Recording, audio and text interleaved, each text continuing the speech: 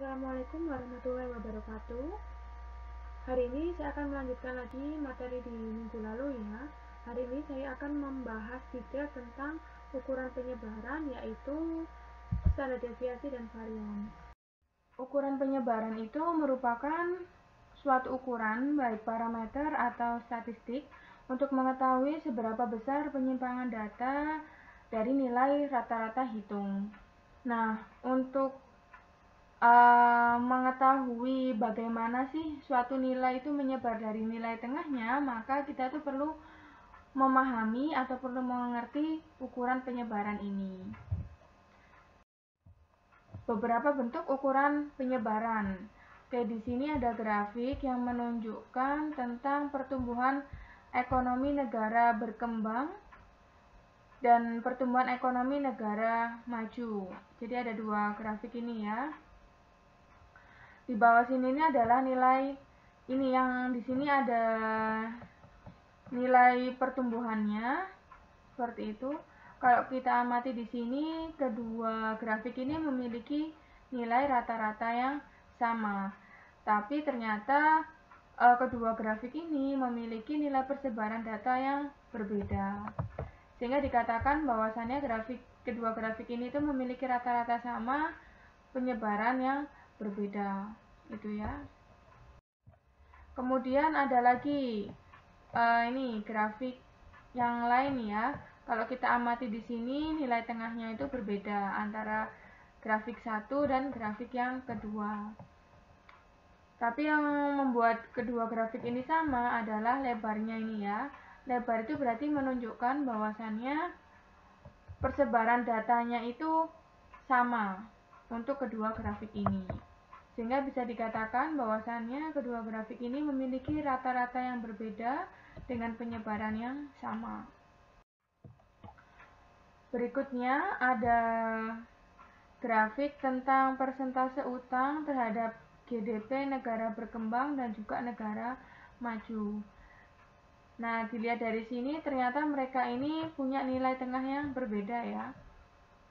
Kemudian kita lihat juga lebarnya, ternyata lebarnya juga berbeda. Grafik yang ini memiliki nilai persebaran yang lebih besar daripada grafik yang ini ya. Jadi datanya ini bervariasinya itu cukup tinggi, sehingga bisa dikatakan rata-rata beda dan persebarannya juga beda, itu ya. Berikutnya mengartikan standar deviasi. Oke ya, standar deviasi itu adalah standar yang digunakan untuk membandingkan penyebaran atau penyimpangan dari dua kelompok data atau lebih. Kalau standar deviasinya kecil, maka bisa dikatakan bahwasannya nilai sampel atau nilai populasinya itu berkumpul di sekitar nilai rata-rata hitung. Untuk memahami atau untuk menafsirkan standar deviasi ini, atau untuk mengetahui bagaimana sih sebaran dari standar deviasi ini, ada satu teorema yang bisa digunakan, yaitu teorema Chebyshev. Nah, teorema Chebyshev ini bisa diaplikasikan untuk kumpulan data yang memiliki bentuk bermacam-macam ya. Jadi di sini kan kita sudah tahu ya kalau standar deviasi itu simbolnya S. Nah, di sini itu kita punya tiga pengelompokan data, ada X bar minus S, berarti ini X bar ini adalah rata-rata, kemudian dikurangi S, berarti ini itu menunjukkan bahwasannya data tersebut itu memiliki jarak kurang dari X bar itu sebanyak atau sebesar S, itu ya. Kemudian kalau X bar plus S itu berarti menunjukkan bahwasannya data tersebut itu memiliki nilai X bar ditambah dengan jarak dari ditambah dengan nilai standar deviasinya. Oke. Nah, kemudian ada juga kalau kita memasukkan ini ya, memasukkan dua standar deviasi, berarti maksudnya di sini itu adalah terdapat paling sedikit 3/4 dari data itu masuk ke dalam interval ini. Kemudian kalau ini ya, kalau 8/9 data berarti ada data yang masuk ke dalam interval X bar dikurangi 3S sampai X bar ditambah 3S.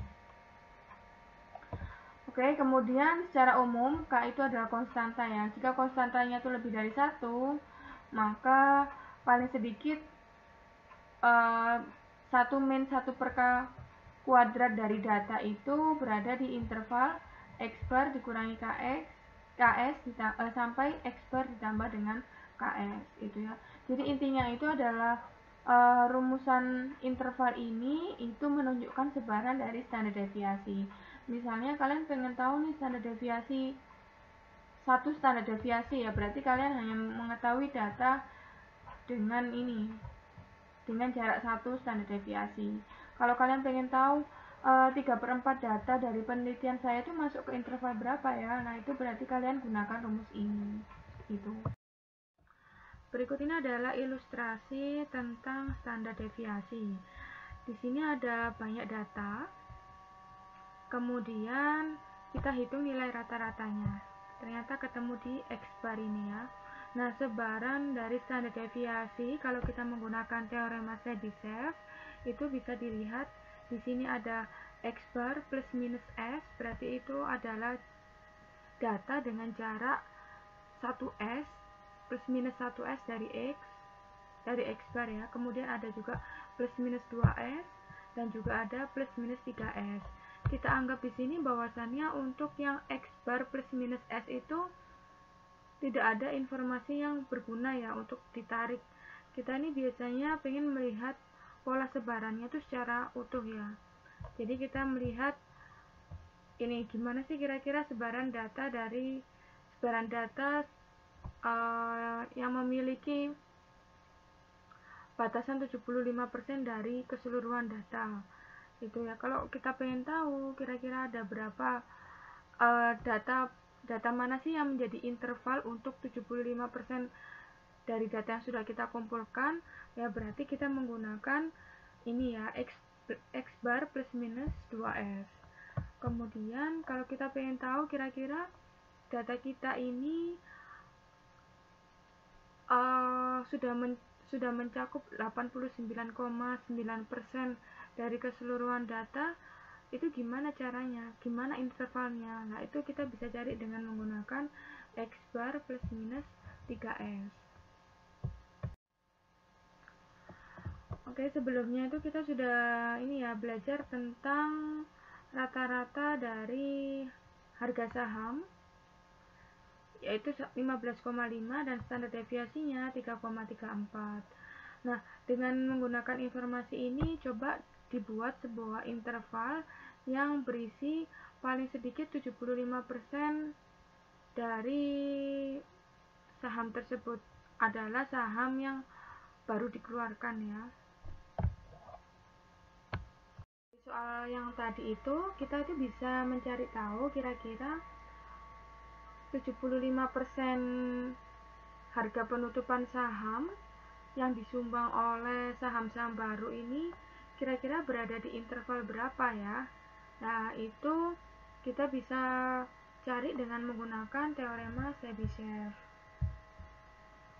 Tadi diketahui X barnya 15,5, S-nya itu adalah 3,34. Karena yang ditanyakan 75%, maka X barnya ini berada di antara X bar plus minus 2S ya. Jadi di sini X bar minus 2S, X bar plus 2S. Kemudian kita masukkan X barnya 15,5 dikurangi 2 dikalikan 3,34. Kemudian untuk yang berikutnya 15,5 ditambah 2 dikalikan 3,34. Berarti harga saham penutupan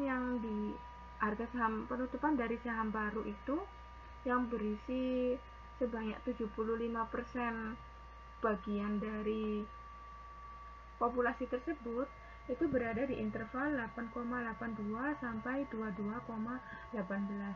Jadi intinya itu ada 75% harga saham baru yang berada di range ini gitu ya. Nah, sisanya yang 25% berarti berada di luar range ini, bisa kurang dari 8,82 atau bisa lebih dari 22,18. ada cara lain yang bisa digunakan untuk menentukan standar deviasi, yaitu dengan menggunakan aturan empiris. Kalau untuk menggunakan aturan ini, kita harus melihat kumpulan datanya ini harus memiliki bentuk gundukan ya, atau ada bukitnya, dan juga berbentuk simetris. Jadi hukum atau aturan empiris ini tidak bisa digunakan untuk sembarang data. Nah, kemudian ada persentase data yang bisa dihitung dengan menggunakan hukum empiris ini ya. Misalnya untuk yang pertama itu terdapat 68% dari pengukuran itu berada di dalam interval, nah ini, mu dikurangi tau sampai mu ditambah dengan tau. Mu itu adalah rata-rata, tau ini adalah standar deviasi, tetapi standar deviasinya ini adalah milik populasi. Kemudian nah, ada sekitar 95% pengukuran itu berada di interval ini, mu dikurangi 2 kalikan tau sampai mu ditambah 2 kali tau. Nah, yang terakhir, approximately 99,7% dari pengukuran itu berada di dalam interval ini ya, mu dikurangi 3 tau sampai mu ditambah dengan 3 tau. Kemudian kalau digambarkan di dalam kurvanya seperti apa? Nah, ini adalah kurva yang dimaksud, yaitu kurva ini memiliki bentuk ada gundukannya dan juga dia itu memiliki bentuk yang simetris. Simetris itu berarti dia itu pas di tengah-tengah ya, nggak condong ke kanan ataupun nggak condong ke kiri. Itu. Kemudian, nah, sama seperti dengan teorema Chebyshev tadi, tapi yang membedakan di sini ini adalah persentase datanya ya. Oke, kalau mu plus minus tau itu berarti menunjukkan di dalam interval tersebut terdapat 68% dari data yang ada ya. Kemudian kalau mu plus minus 2 tau berarti ada sekitar 95% data yang berada di interval tersebut. Dan yang terakhir, mu plus minus 3 tau itu berarti menunjukkan bahwasannya ada 99,7% data yang berada di interval tersebut. Itu. Jadi yang membedakan itu adalah persentasenya. Ini adalah contoh penggunaan dari aturan empiris ya. Oke, kita masih mengerjakan soal yang sebelumnya, bahwasannya kita punya data rata-rata dari harga penutupan saham dari saham baru yaitu 15,5 dan standar deviasinya 3,34. Nah, kalau kita mengasumsikan bahwasannya data itu memiliki bentuk yang simetris dan ada gundukannya ya, ada bukitnya, tentukan persentase dari data yang masuk ke dalam interval x bar plus minus s, x bar plus minus 2s, dan x bar plus minus 3s itu. Nah, jadi jangan bingung ya kalau di sini menggunakan S ini berarti intinya adalah data yang dipakai oleh dia itu adalah data sampel itu. Nah, gimana cara menjawab soal yang tadi?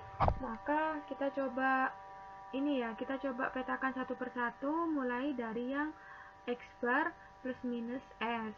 Kalau X bar plus minus S dihukum atau di aturan empiris ini berarti terdapat 68% data yang ada di interval tersebut. Ya udah, tinggal kita masukkan aja ya. Berarti 15,5 dikurangi S-nya tadi ada 3,34. Itu. Nah, kemudian ditambah juga untuk yang kemudian kita jumlahkan juga ya untuk yang X bar plus S ini. Jadi kalau yang ini berarti 15,5 ditambah 3,34. Nah, intervalnya berarti 68% data itu berada di antara harga 12,16 sampai 18,84 itu. Nah, berikutnya kita pengen tahu kira-kira berapa ya interval X bar plus minus 2S. Ya, kemudian kita lihat aja kalau X bar plus minus 2S itu berarti ada 95% data itu masuk ke dalam interval tersebut. Oke, sama seperti yang di atas tinggal dimasukkan aja, cuma yang membedakan di sini adalah jangan lupa mengkalikan standar deviasinya ini dengan 2 ya.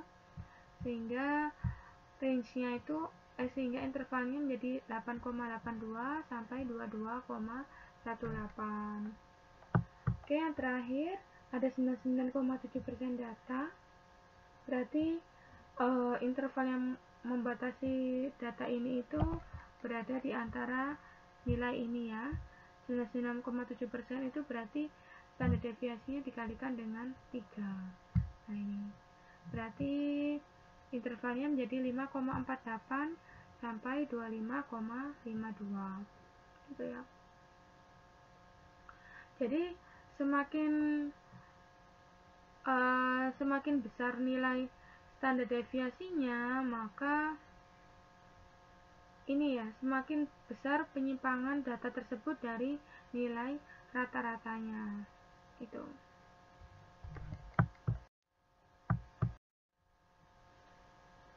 Oke, berikutnya itu adalah relative standing ya.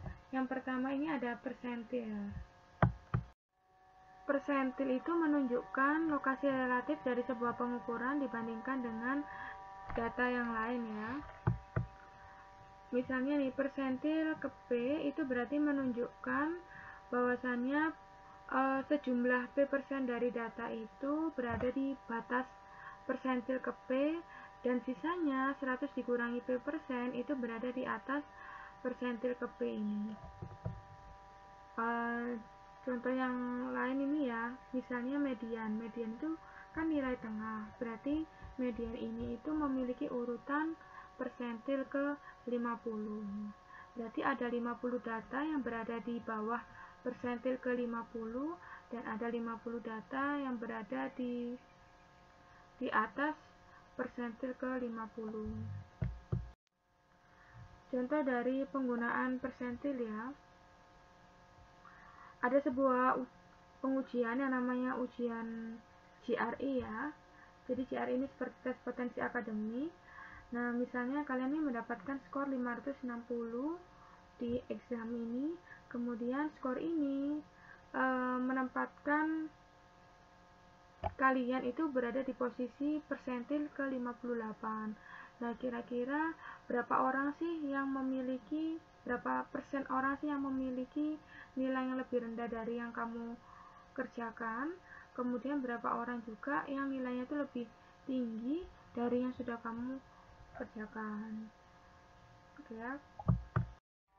Dari soal itu kita disuruh mencari kira-kira ada berapa persen orang sih yang berada di bawah persentil 58. Karena yang ditanyakan itu persentil ke 58, maka persentase orang yang berada di persentil di bawah persentil tersebut itu adalah 58%. Ini ya. Jadi ada 58% orang yang mengambil tes tersebut yang memiliki nilai di bawah skor kalian. Kemudian kalau persentase dari orang yang mendapatkan nilai lebih besar dari yang kalian kerjakan itu kita cari dengan cara mengurangi 58% ini dengan 100. Jadi 100 dikurangi 58% sama dengan 42%. Jadi sebanyak 42% dari orang yang ambil GRE test ini dia itu mendapatkan skor di atas 560. Jadi dari paparan yang sudah saya jelaskan sebelumnya, persentil ini merupakan ukuran letak yang membagi 100 bagian yang sama. Jadi ada nilainya itu ada 1%, 2%, 3%, sampai ke 99%. Untuk letak persentil sendiri ini dibagi dua jenis ya. Kalau datanya tidak berkelompok, maka kalian bisa gunakan rumus yang ini ya. Seperti itu. Jadi P1 sama dengan 1 kalikan N plus 1. N-nya di sini adalah jumlah datanya. Kalau datanya berkelompok atau datanya itu ada intervalnya, itu kalian gunakan rumus yang lebih simpel ya. 1 kalikan N dibagi dengan 100. Jadi ini angka ini hanya menunjukkan letak persentilnya saja. Nah, maksud dari membagi wilayah menjadi 100 bagian itu seperti apa? Misalnya kita punya kurva simetri seperti ini ya. Maka dari kurva ini, kalau kita pengen tahu gimana sih sebaran persentilnya, itu kita bagi kurva ini menjadi 100 bagian. Oke, kemudian ini adalah contoh persentil data tidak berkelompok. Di sini ada beberapa nama perusahaan dan juga ada harga sahamnya. Seperti itu. Kemudian disuruh mencari persentil 15, 25, 75, dan 95. Itu ya. Nah, gimana cara carinya? Oke. Pertama itu kita harus mengurutkan data. Kita lihat dulu kira-kira data ini nih sudah urut apa belum. Ya, setelah kita urutkan, kemudian kita masukkan ke rumusnya ya. Kalau P15, maka ini ya 15 dikalikan 19 plus 1 dibagi 100. Berarti P15 ini letaknya di urutan ketiga. Gitu ya. Berarti persentil 15 itu berada di nomor 3 dengan harga 1.300. Kemudian persentil 25, ya berarti yang membedakan itu kita tinggal ubah aja angkanya ini menjadi 25. Sehingga persentil ke 25 itu berada di urutan nomor 5. Begitu terus ya. Sampai dilakukan dengan cara yang sama untuk mendapatkan persentil ke 75 dan 95. Kalau datanya berkelompok seperti ini, maka kita gunakan rumus yang lain ya.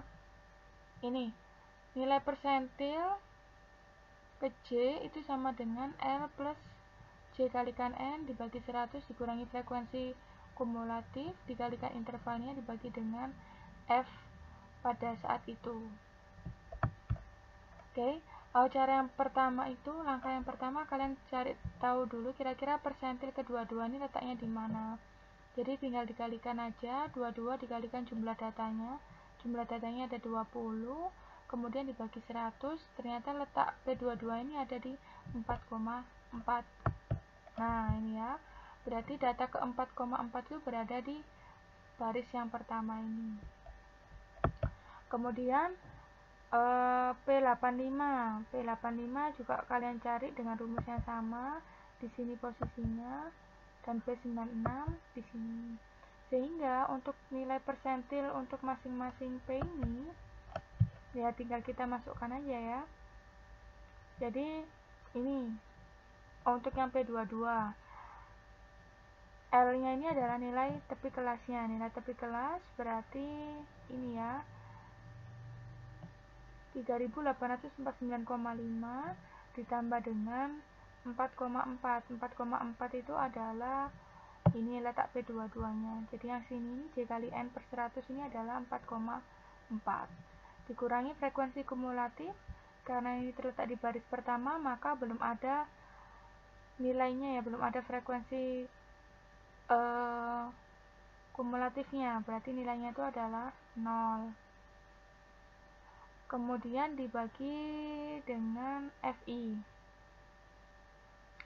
FI-nya itu adalah 13. Frekuensi di nomor itu adalah di baris itu adalah frekuensinya adalah sebanyak 13. Jadi yang dimaksud FK di sini adalah frekuensi sebelum kelas tersebut ya. Karena di sini belum ada kelas sebelumnya maka ditulis 0.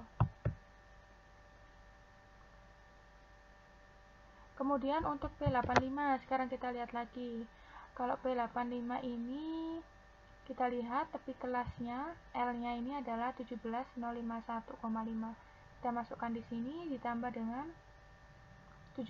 17 ini dari mana? Dari J kali N per 100 dari letak persentilnya ini ya. Kemudian dikurangi dengan frekuensi kumulatif sebelum kelas tersebut. Frekuensi kumulatifnya itu adalah 14. Sebelum P85 ini ada 14.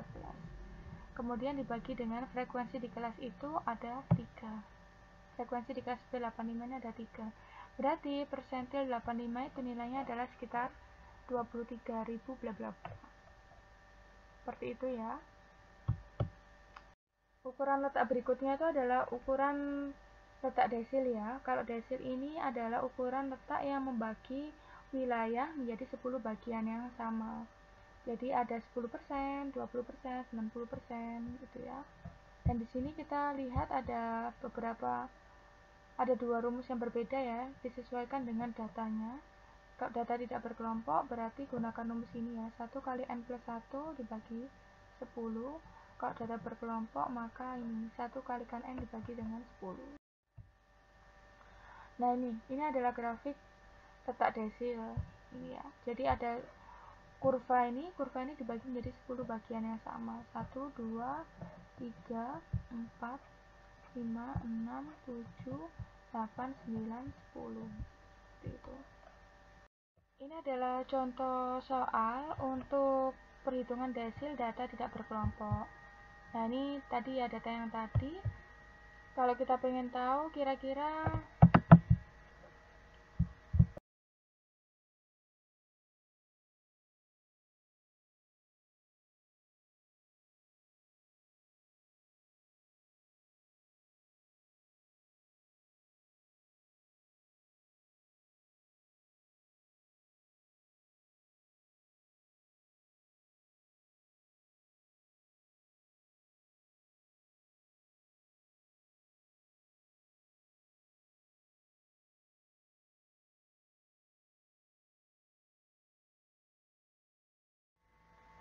Oke, untuk data yang tidak berkelompok, gimana cara cari desilnya?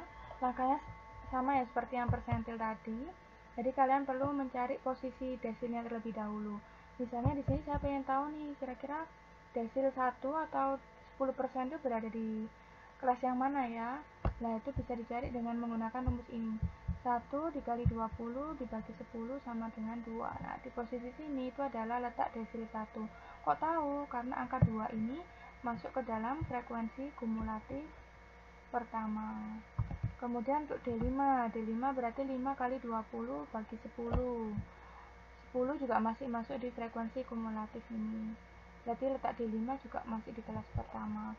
Kemudian untuk letak D9 ketemunya 18 berarti yang mana kira-kira? Nah ini ya, berarti D9 itu terletak di kelas yang nomor 4. Sehingga untuk nilai desil tiap-tiap letak ini bisa dimasukkan aja ya angka-angkanya ke dalam rumus ini.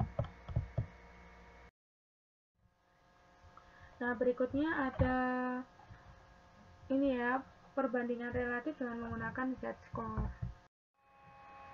Z-score. Nah, si Z-score ini memiliki tujuan yang sama dengan persentil, bahwasanya Z-score ini bisa digunakan untuk mendeskripsikan lokasi relatif dari sebuah pengukuran dibandingkan dengan data yang lain ya. Nah, ini rumusan yang bisa digunakan. Kapan pakai kanan, kapan pakai kiri itu tergantung dari jenis data kalian. Kalau datanya itu sampel, maka kita gunakan rumus yang sebelah kiri ya, X dikurangi X bar dibagi dengan S. Kalau data populasi yang kita miliki, berarti kita menggunakan rumus X dikurangi mu dibagi dengan tau. Nah, si Z-score ini digunakan untuk mengukur seberapa besar sih standar deviasi dari rata-rata yang sudah kita hitung di awal. Oke, contohnya itu adalah ini ya, nilai rata-rata yang digunakan untuk merakit sebuah produk itu adalah 22,5 menit dengan standar deviasi 2,5 menit. Tentukan Z-score dari sebuah item yang membutuhkan 20 menit untuk dirakit. Kemudian tentukan juga sebuah item yang membutuhkan waktu sekitar 27,5 menit untuk dirangkai. Oke, berarti nilai Z-score dari sebuah item yang membutuhkan waktu 20 menit itu adalah, kita masukkan ke rumusnya ya. Intinya rumusnya tuh selalu mengurangkan dengan nilai rata-ratanya dibagi dengan standar deviasinya, berarti 20 dikurangi 22,5 dibagi dengan 2,5, hasilnya adalah minus 1.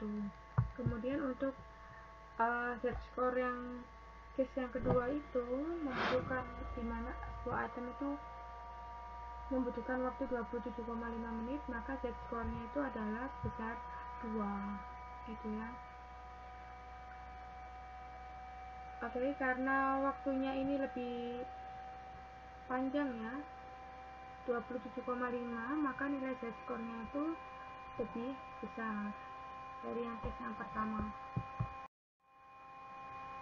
Berikutnya kuartil dan box plot. Kuartil ini digunakan untuk mengukur kecenderungan non-sentral.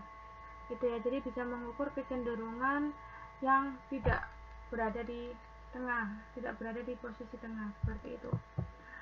Kemudian kuartil ini membagi data yang sudah diurutkan jadi 4 kuarter ya. Karena data itu dianggap 100% dibagi 4, berarti masing-masing kelompok ini memiliki persentase 25%. Nah, kuartilnya itu membatasi antara masing-masing kelompok ini. Berarti di sini kita punya ada 3 kuartil ya, Q1, Q2, dan Q3. Kemudian kalau kita pengen tahu nih kira-kira posisi kuartil 1, kuartil 2 atau kuartil 3 itu di mana ya? Nah, kita tuh bisa menggunakan rumus ini. I sama dengan I dikalikan N ditambah 1 dibagi dengan 4. I-nya itu adalah kuartil keberapa yang pengen kita cari, kemudian N-nya ini adalah banyaknya data. Oke, ini contohnya ya. Kita punya banyak data seperti ini.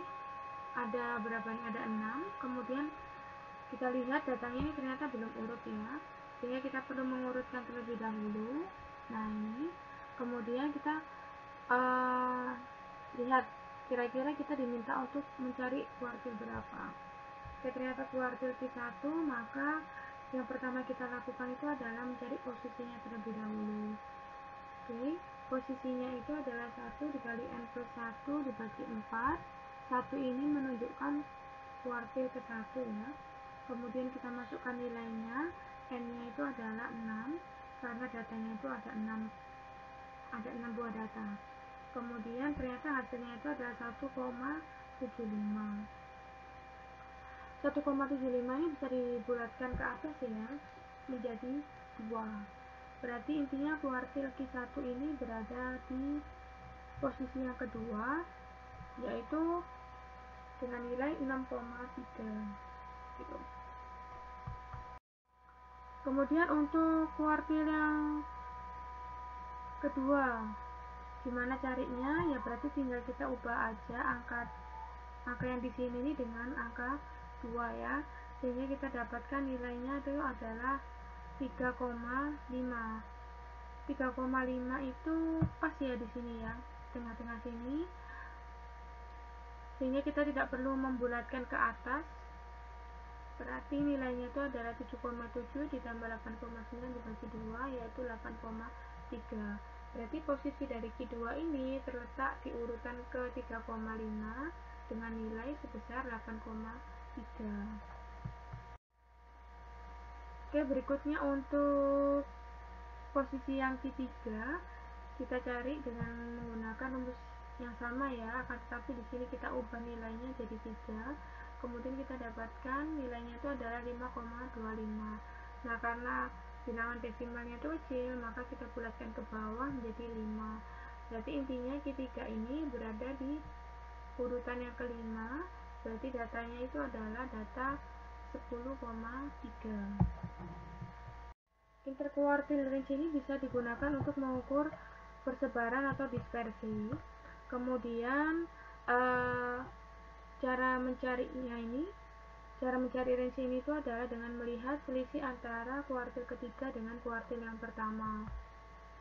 Kemudian persebarannya itu ada di tengah ya, yaitu 50%. Kemudian tidak dipengaruhi oleh nilai ekstrim. Jadi kalau ada nilai paling besar ataupun paling kecil, nilai kuartil interquartile range ini tidak terpengaruh. Oke, kemudian ini ada contoh soal. Jadi ada ini ya, ada harga dari harga saham dari saham terbaru, saham baru yaitu 17, 16 dan seterusnya. Kira-kira berapa sih kuartil Q1 dan Q3 beserta nilai interquartile range-nya? Nah, ini kalau Q1 berarti kita cari yang berada di posisi 1, sama seperti yang sebelumnya ya, tinggal dimasukkan aja angkanya. Kalau Q1 berarti di sini ada 1, kemudian N-nya kita cari, N-nya ada berapa nih? Ada 8, berarti kita masukkan 8 di sini. Berarti posisi Q1 itu adalah berada di urutan ke 2,5. 2,5 itu yang mana? 2,5 itu berarti 12 tambah 13 dibagi 2. Kenapa kok dibagi? Karena 2,5 itu juga berada di antara 2 dan 3.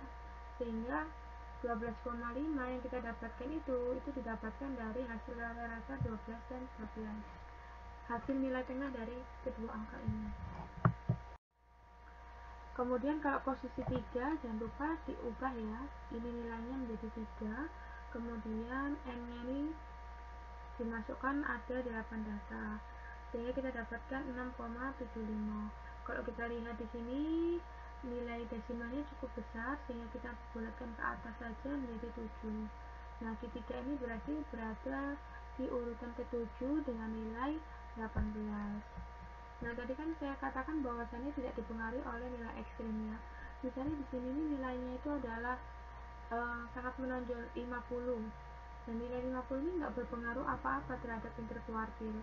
Karena apa? Karena ya mereka hanya fokus ke urutan data aja. Kemudian untuk interkuartil range itu ini ya, kita cari dengan melihat selisih antara Q3 dengan Q1. Q3 nya itu adalah 18 ini, kemudian dikurangi dengan sini ya, 12,5, sehingga didapatkan hasil sebesar 5,5. Berikutnya itu adalah box plot. Nah, box plot ini digunakan untuk memetakan posisi Q1, Q2, dan Q3. Jadi dengan tahu data ini, kita tuh bisa cepat gitu loh mengambil kesimpulan. Oh, kira-kira 25% data itu berada di range ini. Kemudian nilai tengahnya segini. Dan data paling rendah maupun data paling tinggi dari sekumpulan data yang kita miliki itu nilainya seperti ini. Jadi box plot ini memudahkan kalian untuk mengidentifikasi nilai paling rendah, nilai paling kecil, maupun nilai posisi kuartilnya ya. Nah, ini ada gambaran shape dan box plot. Kalau shape-nya itu simetri seperti ini, maka box plotnya pun itu bentuknya juga akan simetri ya, pas di tengah. Tapi kalau misalnya ini condongnya itu adalah condong ke kiri, maka kita lihat bahwasannya box plotnya itu seperti ini ya bentuknya, juga lebih arah condong ke kiri. Kemudian kalau untuk condong ke kanan, maka box plotnya itu akan condong ke kanan. Gitu ya. Nah, jadi fungsinya ini buat apa sih? Untuk menentukan kuartil 1, 2, 3 sama interkuartil itu. Jadi misalnya nih kalian tuh punya beberapa usaha ya, beberapa usaha di bidang teknik. Misalnya menjual komponen-komponen ini, komponen-komponen teknik ya. Misalnya ada kompresor dan sebagainya. Nah, kalian tuh pengen mengevaluasi kira-kira tiga toko yang kalian miliki di usaha kalian itu yang menghasilkan penjualan paling rendah itu mana saja. Nah, itu bisa dicari dengan menggunakan persentil. Jadi dengan mengetahui persentilnya, maka kita tuh bisa segera cepat mengidentifikasi, oh toko-toko ini loh yang memiliki hasil penjualan yang paling rendah, sehingga saya bisa melakukan improvement di situ. Gitu ya. Oke, dari penjelasan saya tadi, bahwasannya kuartil itu adalah ukuran letak yang membagi 4 bagian yang sama. Jadi di sini ada kuartil 1, 2, dan kuartil 3. Kalau kita lihat dari kurvanya seperti ini ya. 0 sampai 25% ini dibatasi oleh kuartil pertama, 25% sampai 50% dibatasi oleh kuartil kedua, kemudian kuartil kedua dan kuartil 1 ya perbatasannya, kemudian 50% dan 75% dibatasi oleh kuartil 2 dan kuartil 3, kemudian kuartil yang terakhir 75% sampai 100% itu dibatasi oleh kuartil ke-3. Untuk rumusannya berbeda ya untuk data tidak berkelompok dan data berkelompok. Nah, ini perbedaannya ya.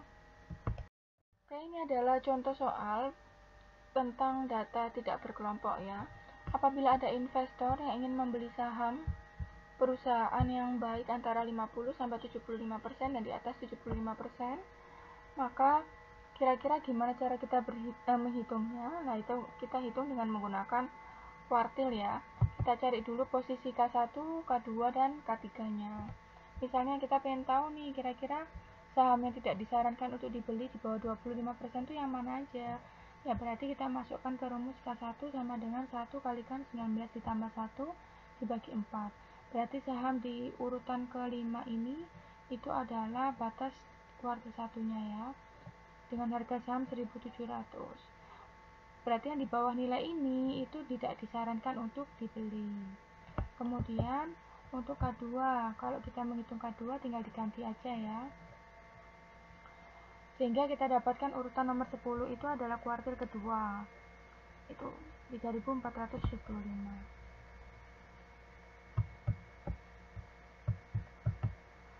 Oke, berikutnya untuk data yang berkelompok. Nah, data yang berkelompok stepnya sama ya seperti persentil dan desil. Kita cari dulu letak-letaknya, letak K1, kemudian K2, dan juga letak K3. Ini. Setelah itu kalian hitung nilai kuartilnya. Nah, yang perlu diingat di sini ya, FK itu adalah frekuensi kumulatif sebelum letak K1. Kalau K1-nya di sini, maka FK-nya itu adalah yang nomor 3. Angka 3 nih ya. Kemudian graphing bivariate relationship. Ini maksudnya seperti ini. Jadi graphing bivariate relationship ini digunakan untuk mengukur atau menjelaskan bagaimana sih hubungan antara dua variabel kuantitatif. Nah, caranya gimana? Caranya itu kita plot data-datanya di dalam sebuah scattergram ya. Nah, di sini kita punya 3 jenis trendline yang berbeda. Ada yang positive relationship, berarti data-datanya ini semakin jauh nilai X-nya maka semakin besar nilai Y-nya, kayak gitu ya. Kemudian kalau negative relationship, semakin besar nilai X-nya maka nilai Y-nya ini semakin turun. Berarti kita bisa identifikasi kalau yang namanya negatif ini trendline-nya itu turun seperti ini. Kalau yang terakhir, pattern yang terakhir itu adalah tidak ada relationship atau tidak ada hubungan. Jadi pattern ini benar-benar acak. Ini contoh soal, misalnya kalian tuh adalah seorang analis pemasaran dari Panda Toys, kemudian kalian kumpulkan data ya dalam bentuk dolar. Ini tuh menunjukkan biaya marketingnya, kemudian yang di sebelah kanan ini menunjukkan menunjukkan berapa unit penjualan yang bisa dilakukan. Nah, bisa nggak kira-kira kalian tuh menggambarkan scattergram dari data ini? Gampang ya. Tinggal kita buat sumbu X, sumbu Y. Ini advertising, berarti yang tadi ya dalam satuan dolar, kemudian ada sales nih berarti dalam satuan unit. Nah, scattergramnya itu bentuknya seperti ini. Kalau kalian amati di sini, kira-kira trennya ini positif, negatif, atau acak? Ya, patternnya itu adalah positif ya, karena semakin besar nilai X-nya, semakin besar juga nilai Y-nya. Berikutnya adalah time series plot. Time series plot ini digunakan untuk menyajikan data yang dihasilkan dari waktu ke waktu secara grafis. Kemudian dengan menggunakan plot ini, kalian bisa menunjukkan kira-kira sih Kira-kira gimana sih tren maupun perubahan yang terjadi pada data tersebut selama kurun waktu tertentu. Nah, di sumbu X-nya itu menunjukkan waktu, kemudian sumbu Y-nya atau vertikal itu menunjukkan hasil pengukurannya itu seperti apa. Nah, setiap titik-titik perpotongan itu dihubungkan dengan menggunakan garis lurus. Nah, ini contohnya ya, misalnya itu ada data yang menunjukkan harga penjualan gasolin di New York selama 8 minggu di tahun 2006. Oke, berarti di sini ini kita diminta untuk mengumpulkan data berupa data rata-rata penjualan ya, dan juga waktunya. Oke, kemudian diminta untuk membuat time series plot. Kemudian kita gambarkan grafiknya. Dimana yang perlu kalian lihat di sini itu sumbu X-nya itu adalah date atau waktunya, kemudian sumbu Y-nya itu adalah harganya ya. Jadi tinggal kalian plot seperti ini, kemudian kalian hubungkan masing-masing titik ini dengan garis lurus. Berikutnya itu adalah mendistorsi kebenaran dengan menggunakan teknik deskriptif. Ada beberapa kesalahan yang dilakukan dalam mempresentasikan data ya. Misalnya untuk yang pertama itu menggunakan chart yang atau chartnya ini benar-benar jelek gitu ya. Yang dikatakan chart yang kemudian benar-benar tidak sesuai seperti itu.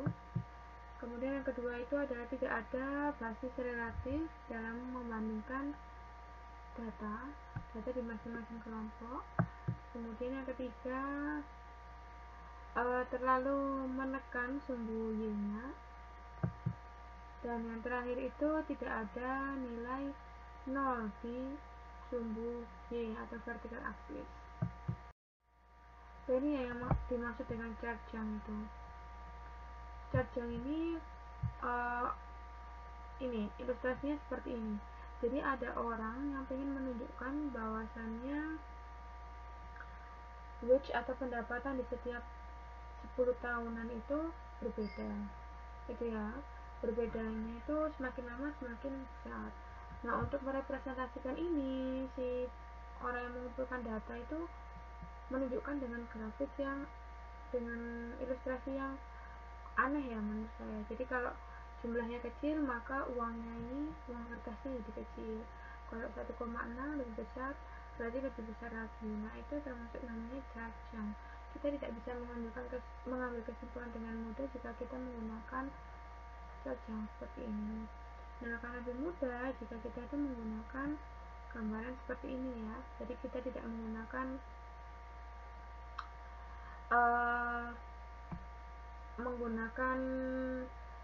perbesaran atau perkecilan dari suatu benda, kayak misalnya uang ini tadi gitu. Jadi kita gunakan sumbu X, sumbu Y. Sumbu X menunjukkan waktu dan sumbu Y nya itu menunjukkan minimum wage-nya. Kemudian kita plot ya masing-masing kondisi. Nah, kita dapatkan seperti ini. Coba kalau kalian lihat di sini nih, berarti gimana tren lainnya? Positif, negatif, atau acak? Karena datanya ini semakin lama semakin meningkat, maka kita katakan bahwasanya tren lainnya itu adalah positif. Berikutnya adalah tidak ada basis relatifnya ya. Maksudnya itu adalah lebih baik kita menunjukkan data yang bisa kita bandingkan dengan data yang lain. Misalnya ini kita mengumpulkan absensi atau kehadiran dari kelas A ya, gitu misalnya. Jadi di sini kita lihat ada 4 orang, kemudian di sini ada frekuensi, misalnya ini adalah dalam satuan menit. Jadi si FR ini itu hadir sekitar 250 menit, SO 150 dan seterusnya. Nah, presentasi seperti ini akan lebih baik jika kita ubah seperti ini. Jika kita ubah frekuensinya itu menjadi persentase. Jadi kalau dalam bentuk persentase kita ini bisa tahu bahwasannya oh ternyata FR ini nggak masuk ikut kelas sebanyak 25% dari pertemuan gitu ya. Berikutnya itu adalah compressing vertical axis ya. Jadi kita tuh pengen menunjukkan bahwasannya nilai dari kumpulan data yang kita amati itu memiliki nilai yang relatif rendah loh. Jadi kita gunakan skala yang besar. Ini ya, kita gunakan misalnya ini 0 sampai 200. Padahal sebenarnya datanya itu hanya sekitar puluhan aja. Nah ini termasuk yang namanya compressing vertical axis ya, atau terlalu menekan sumbu Y-nya, data yang berada di sumbu Y.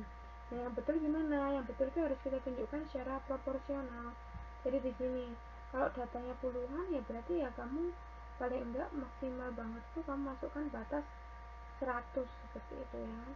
Tapi kalau 50 aja datanya itu masih kalau misalnya dengan menggunakan batas 50 aja udah mewakili data yang ada, ya mending menggunakan nilai yang lebih kecil, nilai batas yang lebih kecil seperti ini. Jadi kalau kita lihat di sini kan bisa kelihatan bedanya ya, yang mana yang menunjukkan penjualan yang paling tinggi. Berikutnya zero point on vertical axis. Maksudnya gimana? Maksudnya ini tidak ada angka 0 di sumbu X dan Y ya. Misalnya untuk ini ada data monthly sales dari dari beberapa orang, ada 6 orang. Kemudian ini dikatakan bad presentation karena tidak ada nilai nolnya di sini. Nah, gimana cara menunjukkan atau cara mengubah presentasi yang buruk ini menjadi baik? Maka kita tambahkan 0 di bawahnya ya. Itu. Dan kemudian kita sesuaikan skalanya ini. Kita sesuaikan increment dari setiap datanya. Oke, terima kasih banyak atas perhatiannya. Semoga kalian bisa paham dengan materi ukuran penyebaran dan juga standar deviasi yang kalian pelajari hari ini. Ya sekian. Assalamualaikum warahmatullahi wabarakatuh.